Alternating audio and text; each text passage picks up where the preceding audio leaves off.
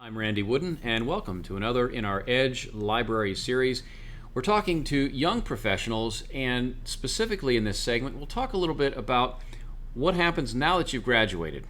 You're out of school, you've been out of school a short time, whether a matter of days, a matter of weeks, even a matter of months. Something to keep in mind is that if you want to call it an expiration date, whatever you want to call it, there is always going to be another class of students coming out. And so the time for you to strike is much sooner versus much later. So those first several, maybe up to 6, 8, 10 months out of school are critical before that next graduating class comes out. So you want to be as active as you can while you're in school to help position yourself for a job. But the reality is, especially in a tight job market, that there may not be jobs out there. And so you graduate and you go home and you live in your parents' basement, or you go get an apartment or whatever. But here you are, 4-year degree, whatever, and now you're sitting there saying, okay, what's next? Go flip hamburgers, whatever. Well, you do what you need to survive, first of all. But in terms of what you can do now that you're out, let's talk about a couple of those. And one of those deals with networking.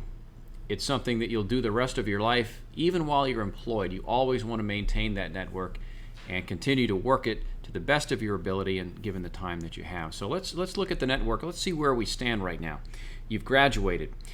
You don't have the day-to-day with the other students at the school, but now you've got either parents or relatives you're staying with, or maybe a roommate, or you've got your own apartment. But you need to look to network. So who are some people that you'd want to do that with? One, you want to check with your local Chamber of Commerce. Find people there who can introduce you to other people in the local business community. So the Chamber of Commerce comes into play. Alumni will come into play quite a bit, actually, because you're such a recent grad. You'll have a lot closer ties with the alumni department at the school, other alums that may live in your area. And I would go back to the school. Now, they may not release this information, and some schools will, some won't. I know in past years I'd been in a job search, and one of the things I did was to go back to my old school and ask them if they had the names of alums who happened to live in the same town where I lived. Another time I did that where I was looking to move to a new area, and I wanted to see whether the school had alums in that new area. And so as a result, we were able to make things happen. I was able to contact those folks, and that actually helped me land a new position. So something to keep in mind as well with that. Local community, of course, social media, you've got a number of avenues to follow.